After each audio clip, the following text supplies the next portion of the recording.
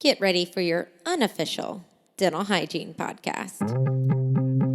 These are the tales of two hygienists, one East Coast RDH and one West Coast hygienist. Listen as they tackle the profession of dental hygiene with humor and enthusiasm. Now, please join Michelle Strange and Andrew Johnston as they tell you a tale of two hygienists.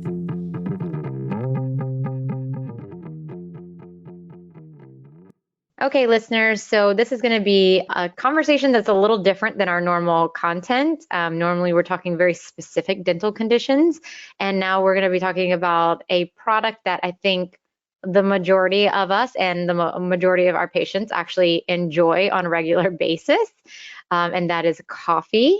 But one of the conversations around enjoying coffee that we have so often is the kind of acidic attack that happens on our gut and also on our teeth and in our mouths. And so this particular coffee company is low acid. Is that how you would say that? No, actually, we're the world's first and only acid-free coffee. Acid free. Well, welcome to the podcast. I would love for you to tell everybody who you are and all about the company.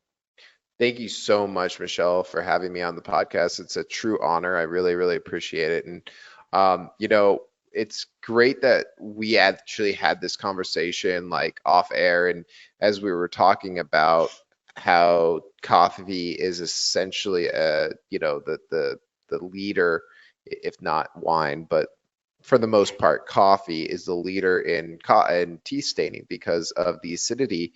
It actually goes in and it etches into the tooth enamel. And then obviously you can brush the surface of the tooth enamel, but because it actually is so acidic and it etches in so immensely into the porousness of the tooth itself, you kind of have to go over it with a whitening strip or some whitening gel or a UV or something like that. But the good news with Tyler's coffees is without having the acidity and blooming the tannic and lipid acids, you can actually drink this coffee without a straw and yeah, for your listeners, I'm just smiling really quick, and so, but no, what's really exciting is we're able to offer that opportunity for, people that are self-conscientious about their smile, and obviously people don't want to have a yellow brown smile; they want to have a beautiful white bright smile. Yeah, absolutely. And I mean, the staining is definitely a factor, but we also are so concerned about decay and the constant low acid attack on the patient's enamel and dentin in those cases, because some of our patients do struggle with recession or, they just have exposed areas. And we really are always talking about pH neutral products when we are discussing like our toothpaste and our mouth rinses and stuff like that. But it's really hard to tell a patient not to drink coffee. Like I could never. I could never. Right. I know that's like the one thing that like everyone's like, I can give up X, Y, and Z, but if you take away my coffee, someone's gonna die, right? Like Yeah. something's gonna happen, it's gonna be bad. And you know what? That's the cool thing about Tyler's Coffees is, I started this company because my father had a need, and that need was to have a acid-free coffee. He couldn't have low acid coffee. Even at the time back then, low acid coffee was non-existent, but he couldn't have low acid coffee. He had to have acid-free coffee. So, he was getting, stomach issues. He went to his doctor, found out that he had a stomach related modality. And in 2004, he's a biochemist and electrical engineer, mechanical engineer. They all came out with this really cool concept called the Xeroscene process. And really quick to all your listeners out there, the Xeroscene process is proprietary, but I can tell you this is that each individual bean is roasted. So instead of doing a batch roasting or doing hot and cold spot roasting or doing, certain roasting that's going to cause over roasted or under roasted, we actually individually roast each and every bean by itself. And so it's a pretty cool thing. Sounds like a very extensive process. is to do It is. every single. It is. I mean, I can get super scientific and detailed about it, but the overall aspect is that if we can create 99% consistency and efficiency, then we were able to create a non-acidic product bag after bag after bag. I mean, our the way that we look at it is we're not a subscription, we're a prescription to our customers. And don't take my word for it. Go on to Amazon, go on to our website, go on to just Google search Tyler's Coffees, and you'll actually see there's so many third-party testimonials out there. And today, actually, I read a testimonial that said I was having pain management and I had to start taking opiates, and it really messes up your GI tract. Mm. And coffee was one of the things that I had to give up. And when I found Tyler's Coffees, I found that I could drink my coffee again, and you're a lifesaver, and I'll never go back to anything else. You have me for life. And that really meant a lot to me. How did you discover that it was low acid or no acid? I guess the best litmus test is test it on yourself first, right? So because my father had GERD, and he was getting super sensitive with it, it literally was like, well, if he can drink it, then we're good. And then we got a doctor, Dr. D. DeTrolio, over in New Jersey, that is a board certified urologist and actually an ambassador to urology from North America. He travels all over the world and talks to different doctors in different countries about urology and what urology is, the advancements of urology is happening. And he did essentially a litmus test.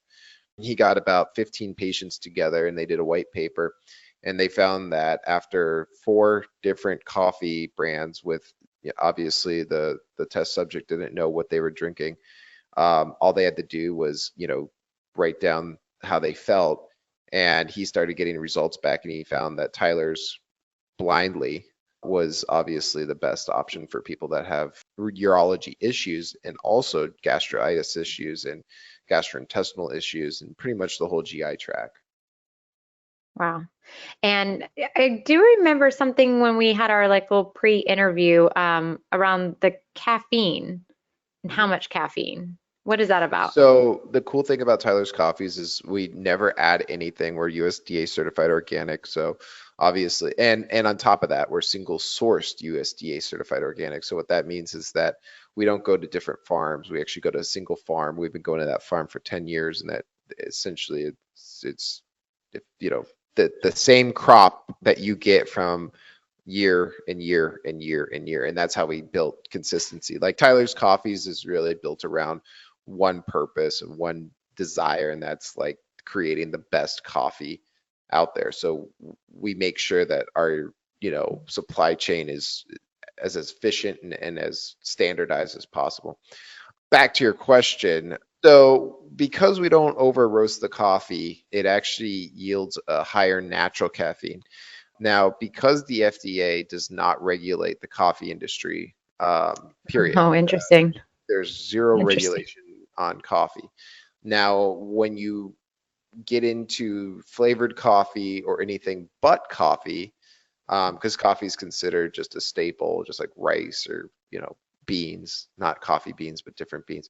Hmm. Um, that's when you have to have your NutriFacts and stuff like that. That's when, the FDA semi looks at you. But for essentially the industry as a whole, there's no regulatory agency. Now, when you do go organic, obviously you have to find that the USDA, they'll audit you, and then PO will audit you and will make sure that you're within standards of their regulations. But what is like kind of the known underground fact is this is an interesting situation in the industry that I've been telling you, is they actually artificially powder caffeine onto their coffee. Because What? if you over roast your coffee, think of caffeine as an octane, it burns off.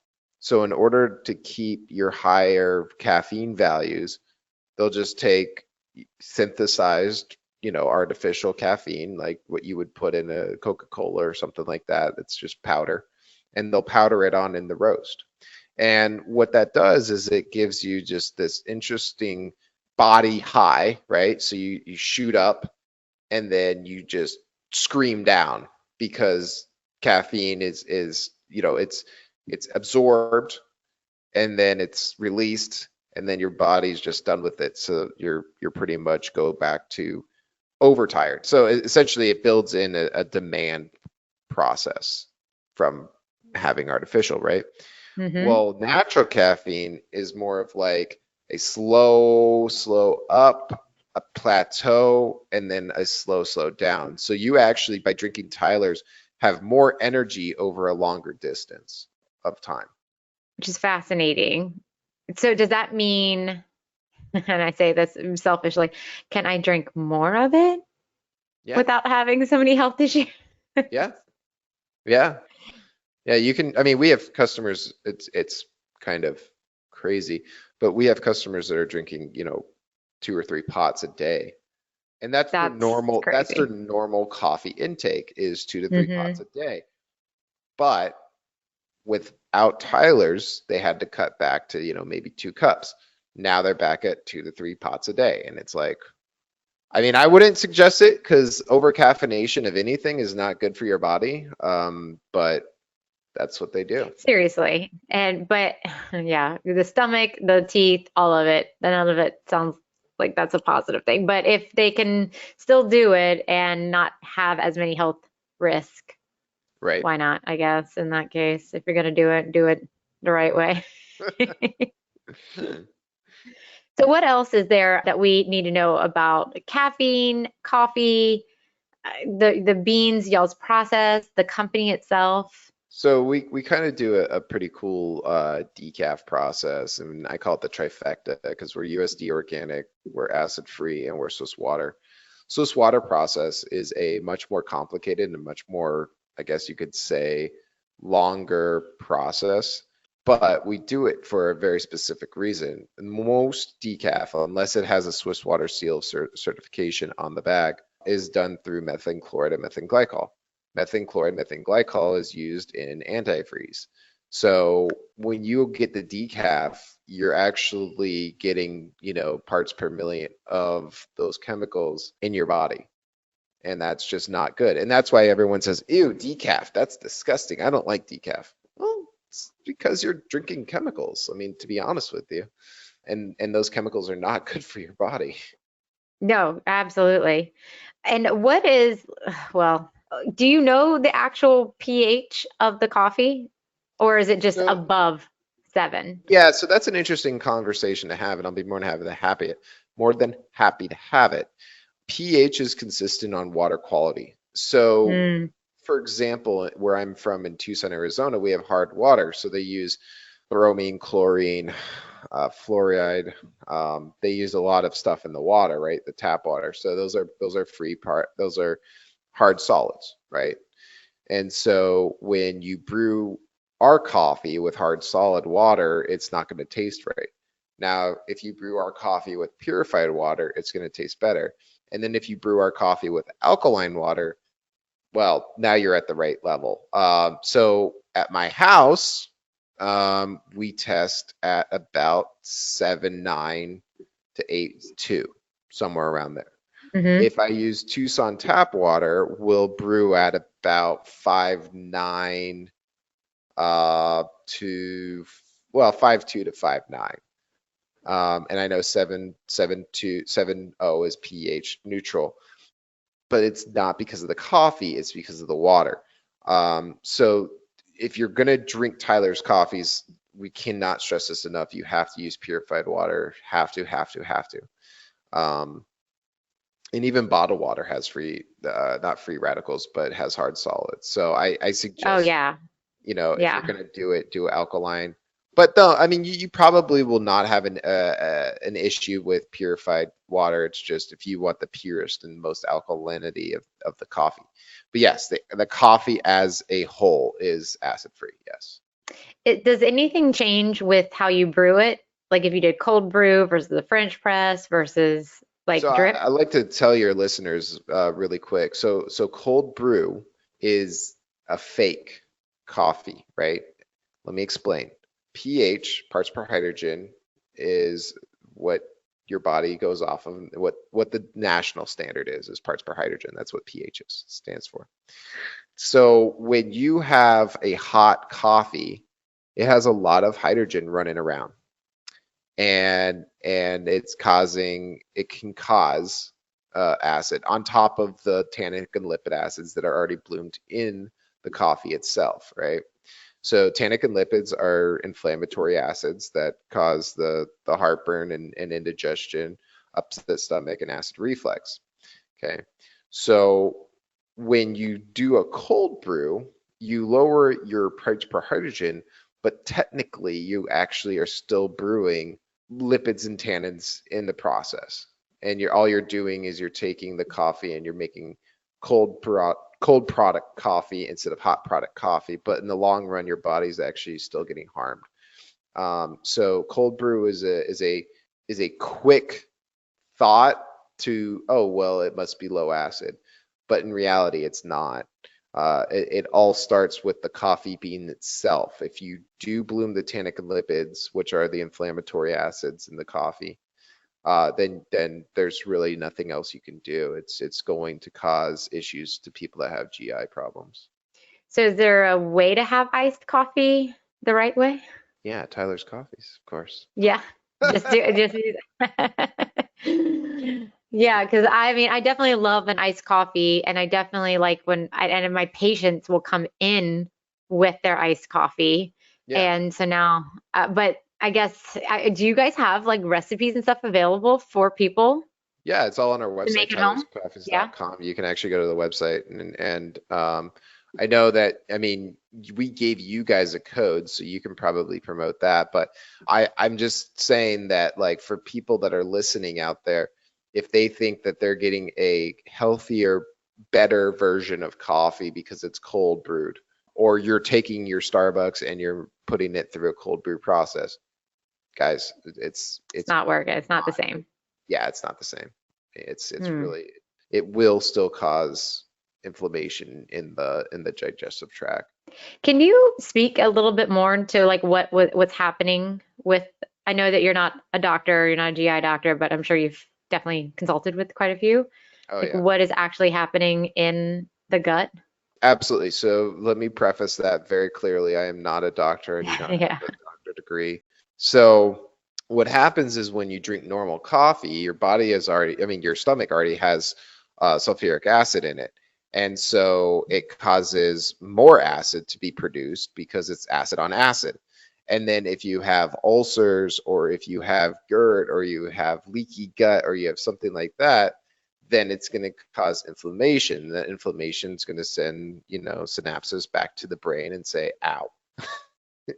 It's the Ow. most like, yeah, I mean, it's the most like easiest way I can explain it without like quote unquote starting to talk about like, different situations that I've heard of. And again, I have to say again, I am not a doctor and I do not have a medical degree. So Can definitely speak to the idea of having more alkaline products in your mouth and what that does for our patients that we're seeing. I mean, we are just constantly fighting the fight against decay, and we've, as a profession, said for so long that it's sugar, it's form and frequency of our things. We don't want sticky foods, and what we understand now, it's acid. Acid is the issue. It's, when you ingest too many carbohydrates, you have more, it makes your mouth more acidic. We know sugar is not a great thing, but it's acid, which I think, I'm really hoping that our industry is making that change and that push and explaining this to patients.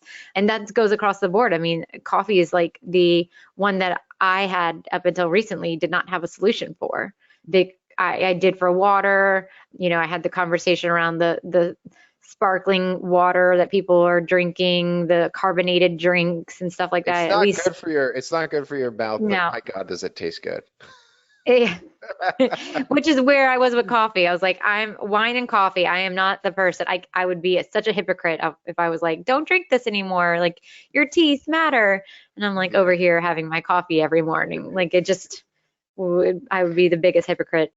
which is a conversation I don't think we're having enough of. So when we talk about having more acid in your saliva or more acid in your drinks, the reason that we need fluoride is because your teeth are demineralizing. If you didn't have demineralization occurring, you wouldn't need to remineralize with fluoride products. So the conversation, for at least for me and my understanding and my push in this industry, is to not talk about fluoride so much unless there was not going to be a change in the diet or there's some other reason that they need to be on whatever they're on that would demineralize the tooth surface. But we could come, well, neutralize is not the best term. We could come up with a diet that doesn't produce demineralization in our enamel, and then we won't need fluoride as much as a society. However, unfortunately, that's a long way out in the American diet, but Yeah, absolutely. Absolutely. Actually, that's a great segue because there was a study done by the Crohn's and Colitis Foundation in North America in 2016. And that study said that 50 million Americans suffer from stomach-related modalities. And it doesn't have to be Crohn's and colitis, but that guarantee you 100% has gone up. I mean, the difference of eating healthy and eating cheap, it's sad. And again, I don't really want to get into the geopolitical aspect of that because that's not my expertise and forte. But I can tell you that it costs on average, especially with inflation going through the roof, on average, it costs about 40 to 60% to eat healthier. so, well, and taking it back to like the diet and how it affects the mouth, like we want people to have a more, I guess, like even just cruciferous foods, things that are crunchy because they do like a self-cleansing, have self-cleansing on the teeth. But that, I mean, people picking up an apple, it is very different than Chips. like it's just not going to happen, right? Like, it's not very common versus yeah, like they're going to choose a crunch and that's going to be in potato chips, Yeah, not so much an apple or carrots or celery or something yeah, like that. And yeah. so we got to take our wins where we can get them, and if we can direct people to something like coffee that is acid free because we know they're going to be partaking in that. Like, I mean, I feel like that's and how exciting it is to tell them because that's, I don't, as a hygienist, when a patient sits in my chair and I ask them about their diet and I ask them about their beverages and I ask them about their intake, like I said, up until now, it has been like, I understand, like, I'm not asking you to stop your coffee. Let's talk about when you could have your coffee. Can you drink it all at one time? Can you be real careful about not sipping it throughout the day? Just, ensure, and I, again, being the hypocrite, I'm trying not to be a hypocrite. Like mine will sit on my desk and I will sip it while I process emails for an hour. I know that that's probably not the best thing for my teeth. So I Right. then have to like drink some water afterwards and or neutralize the pH, have something with the pH neutral, like a candy or something to bring my pH back up. Candy. Interesting. Oh yeah, xylitol, and which is another thing that I guess do you guys suggest any products in it? Like I know everybody wants cream sugar, but I push a lot of my patients to put xylitol in their coffee because it is pH neutralizing and it does help to fight decay. Interesting. So we've had the question at Tyler's Coffees for God since I started the company. Do you guys offer flavors? Absolutely. You add the flavor. And the reason why is because we really drew truly 100% cater to the medical market. And so if we decide to make flavors and someone tries it and they have reverse issues and it just could be a train wreck of a thing. But I personally like to drink my coffee black without sugar and cream. And again, I can drink it over an hour, I can drink it over 2 hours. It doesn't have any issues because it's obviously acid free, so it doesn't cause any tooth decay or tooth enamel stains. You're Um, right. but if you want something like sweet, like a latte or something, and let me just say this very bluntly. Any raw dairy is extraordinarily acidic to you. I mean, like pH of actually it's basic. And so if you go too basic, then it's really bad for you, right? Um, so it is basic, but people think, oh, well, that's fine. It's basic. Well, it's like 9 basic, which is not good. And anyone that has a dairy allergy, like myself, I can only have cultured dairy, which is cheese. But for let me just say that if you were going to drink a latte, I strongly suggest you drink it with like an almond, a coconut, or a soy milk. Um, and it's fantastic. I mean, it's absolutely fantastic. Yeah. Or I have a new favorite, oat milk. Oh, yeah, oat milk's great. I've actually tried that. It's really good. It's my new favorite because I also cannot have dairy or gluten. I'm a gluten-free vegan, which is like the world hates me. So, yeah, like not to like get off topic from the coffee because I Right. feel like the other thing is like we weren't also built to drink a gazillion pounds of coffee that wasn't like that it was artificially like shit's been added to it, right? Yeah. And I think a lot of us are like we are consuming things where our body was like, no, this was not how it was supposed to be. It is. So what's really interesting is like I started the company in 2004, 2005 when Starbucks was like on every corner and Yeah. Starbucks was the king of coffee and everyone was like, well, if it's not Starbucks, I'm not interested. And I futured my business and I started calling people and was like, yeah, it's acid free, it's healthy for you. Never heard of it, don't call me by.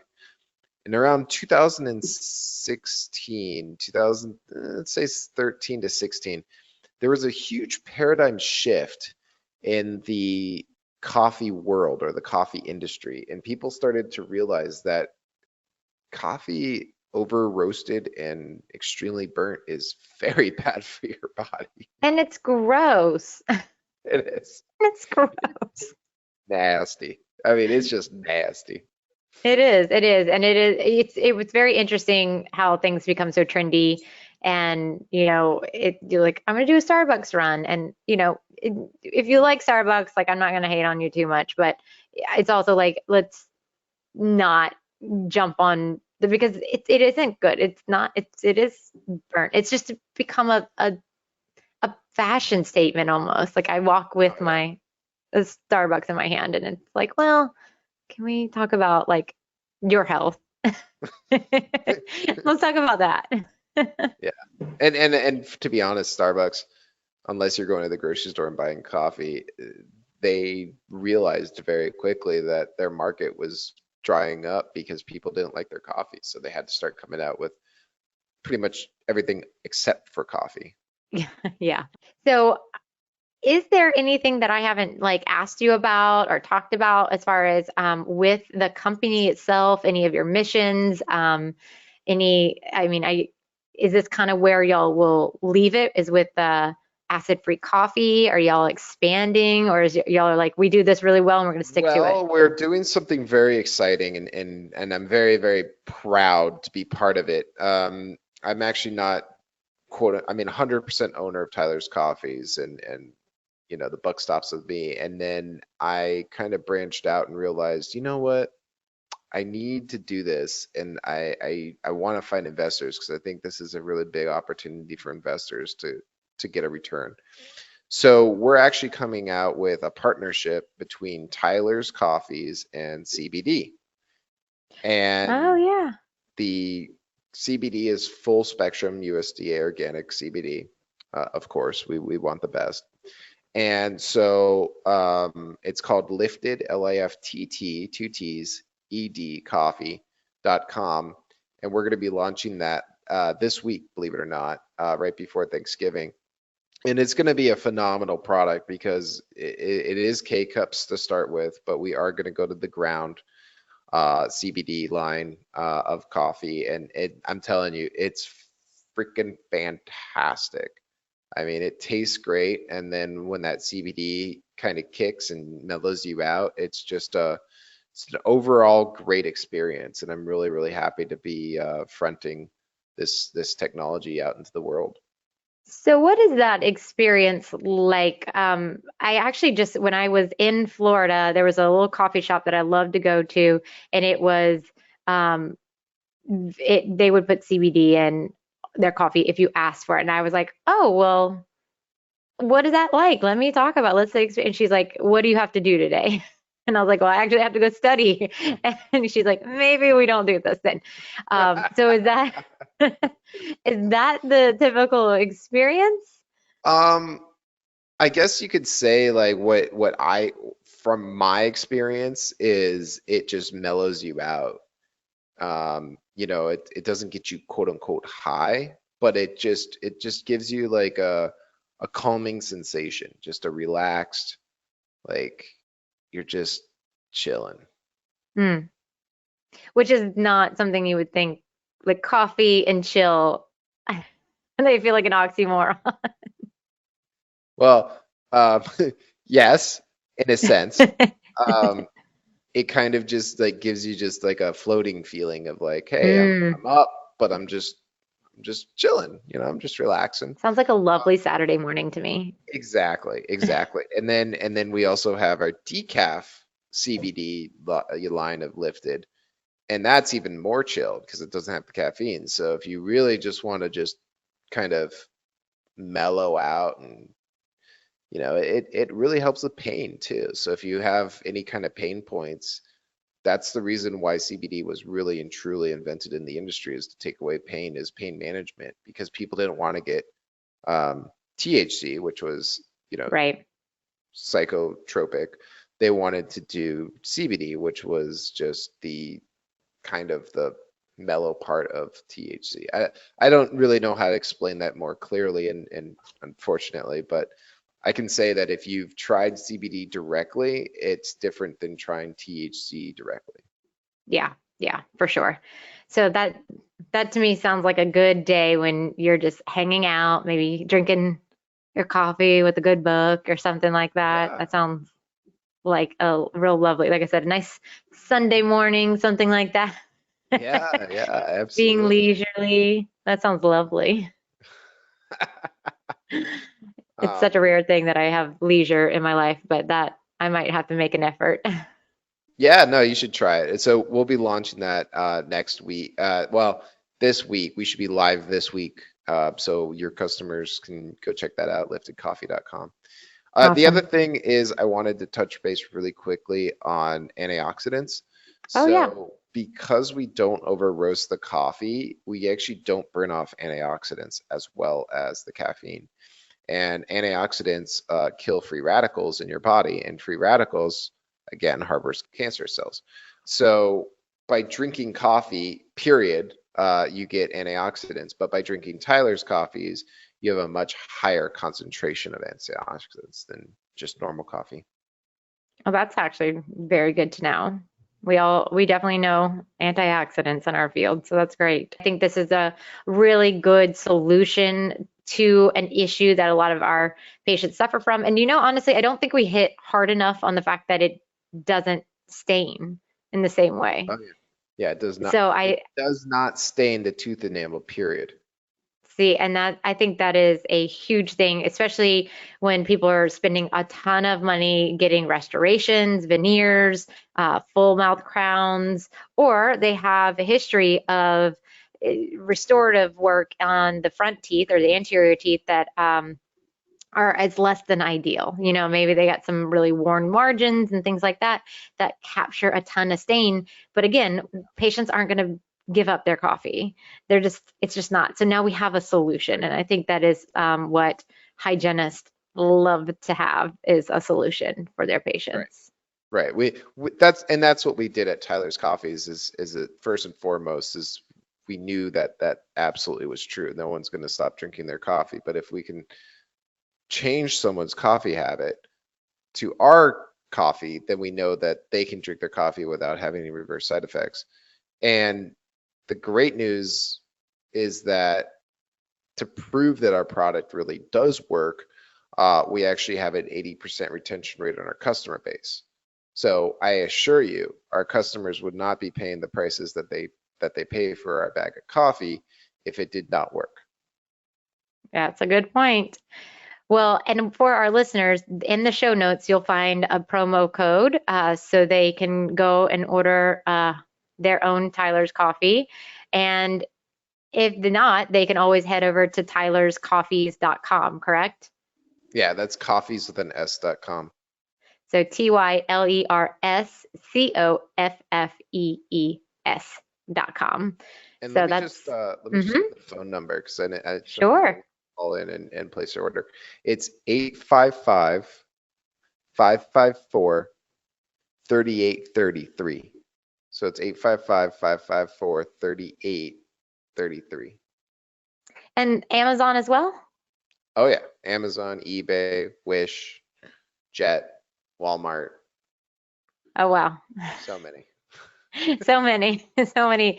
You can find it somehow, guys. And definitely you could give the information to your patients as well. Yeah, absolutely.